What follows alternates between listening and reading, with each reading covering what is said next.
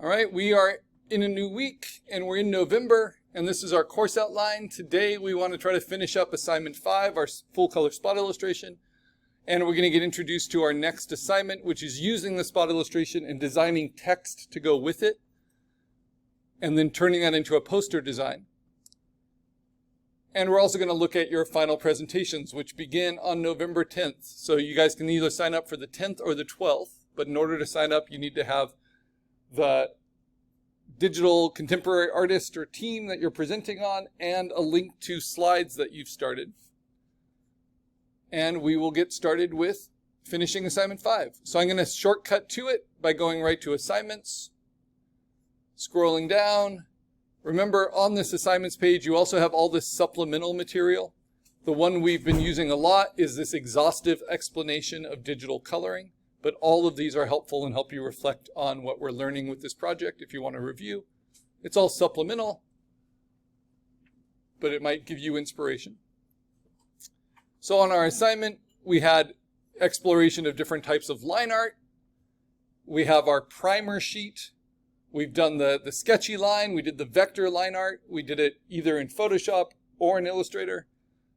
But by the end of it, we turned it into a vector no matter what. And then we did flat local color. Right now, for as much work as I've done on this project, we are only at the end of step 3. Now, the end of step 3, that's how Sunday comics are mostly colored. That's how Peanuts and Charlie Brown is always colored. You know, flat color is fine.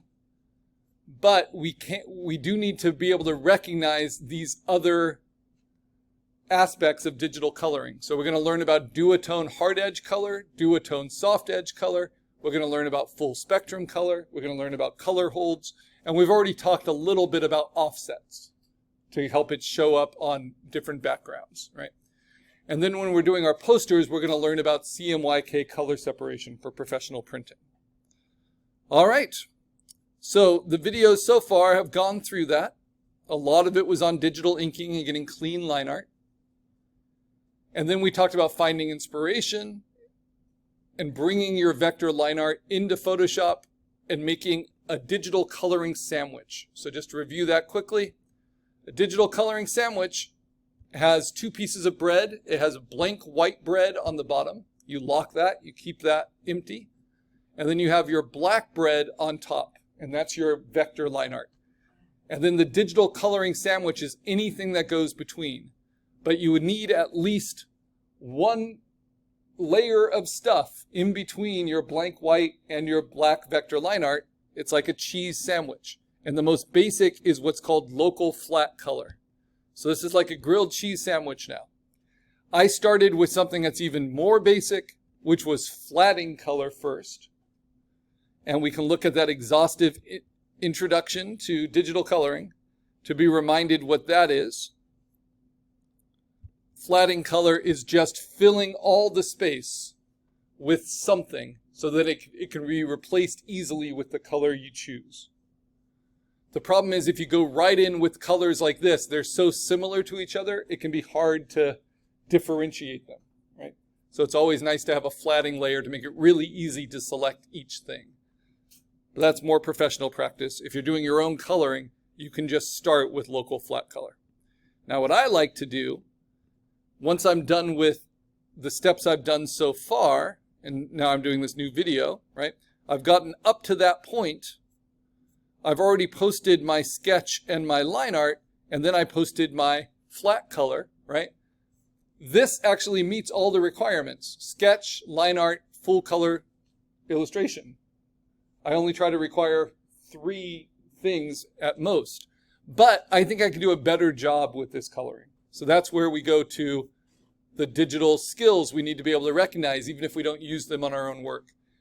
And I'm going to set it up for duotone. But maybe, because it's been 5 days since I've looked at this, I can use my flatting color and my local flat color to make it better. So what I'm going to do is duplicate my local flat color. And I'm going to use a gray background so I can see the colors both lighter and darker without the white or black interfering. And I am going to turn on the offset. Actually, I'll leave the offset off for now because that could be distracting. But it's there when I need it. Okay, so now I've made a duplicate of my local flat color. What I'm going to do with that is I'm going to go to Image Adjustments, and I'm going to go through the direct adjustments, just like if we were compositing, right? So I'm going to play with the midtones and decide, do I want them lighter or darker? In the midtones, I actually think I want them a little bit lighter. And then I'm going to limit the highlights a little bit. Nope, I'm not going to. Do I want to limit the shadows? Nope. Do I want to deepen the shadows? Yeah. Do I want to brighten the highlights? Maybe a tiny bit.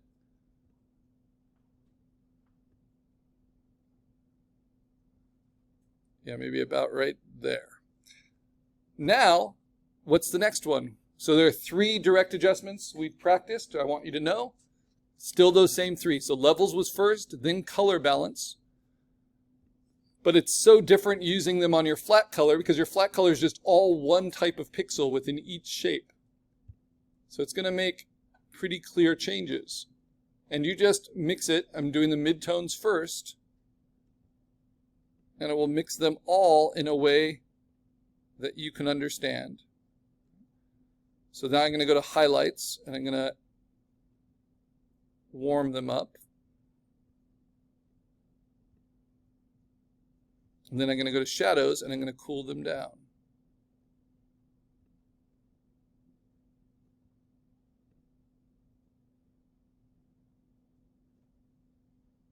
Okay. And I did this as a duplicate so you can see the difference it's made already. And now the last one is hue saturation. This is for big shifts and intensity. So I'm going to play with the hue slider and I can push them all together into different hues, right? And I know I want the inside of the mouth to be like Kermit's mouth, and I need his head at least to be that same green.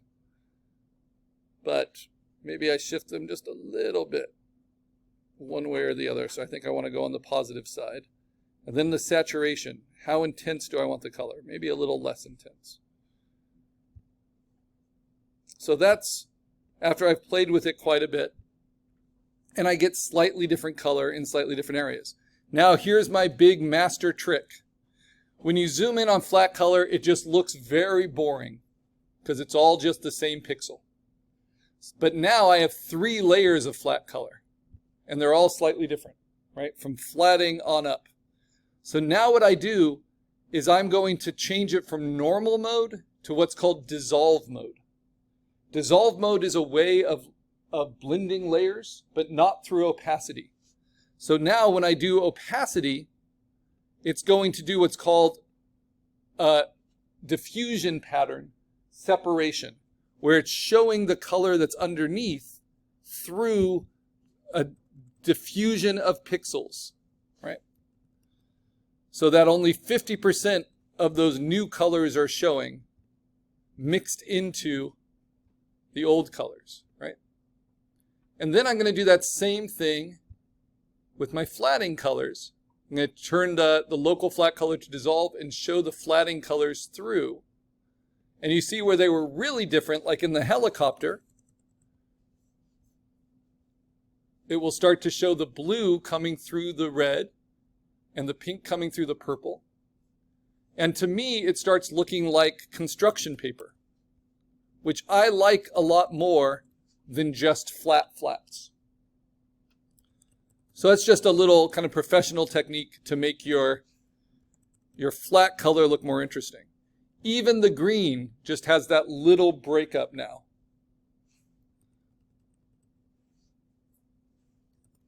And so now these become my new flat colors. So how do I do that? I'm going to unlock them. I'm going to select all 3 of them, and I'm going to put them into a group. And then I call that group flat color. And mark that yellow. That's my cheese. Now I lock that. And now I am done with step 3. I've picked my very best kind of flat color.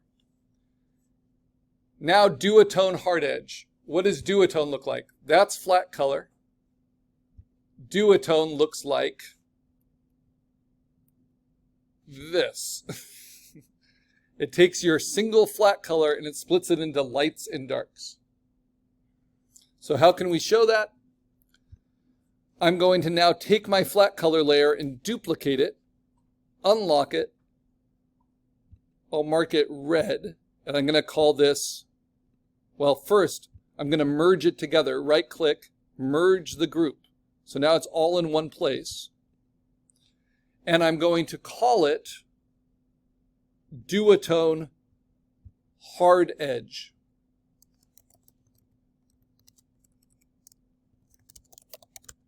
But it is only going to be Duotone Hard Edge shadows. This is how I like to do it. So how can I split my local colors into a light and a dark?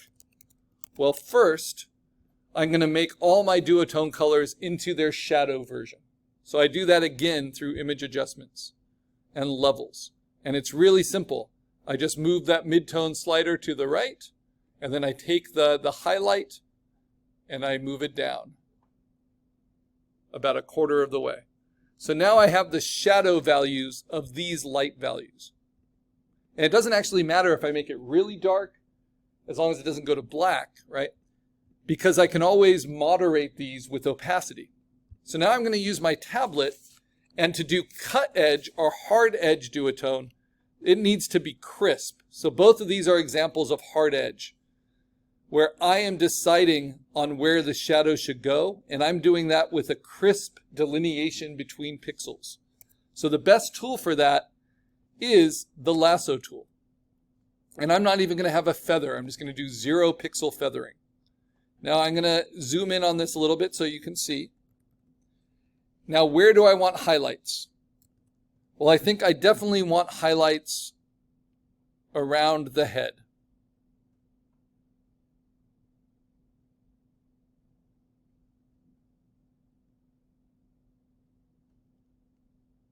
So I can do something like this, maybe on the top of the arm.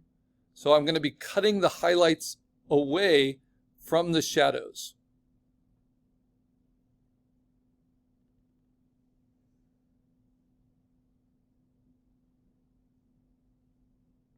And what's so nice about doing it this way is it will remove them from all the layers all at once. So you can see now that light hitting it. Because what did I do? I just deleted it from my duplicate layer. And I have my flat color showing through underneath. Now, why don't I have shadows in here? Well, because this is all for emphasis. So it doesn't really make sense to me to have shadows within the kind of explosion emphasis. But on the plane, I can cut away where I think highlights would make sense.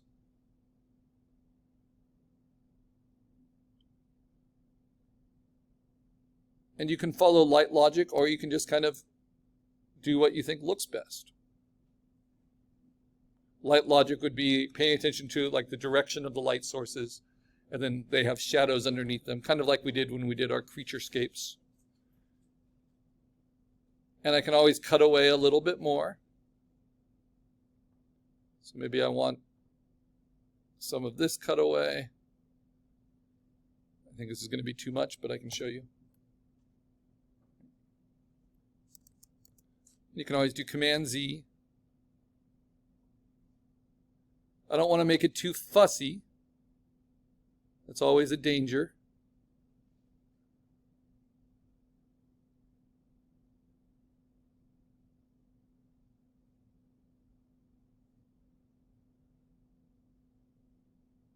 And it will just cut through everything.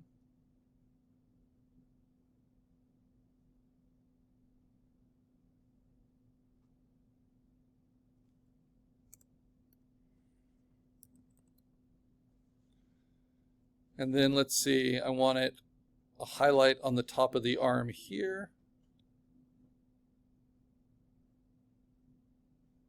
Now the reason we start with hard edge is because the computer has a much harder time sharpening edges than it does softening edges. It's really good at softening edges.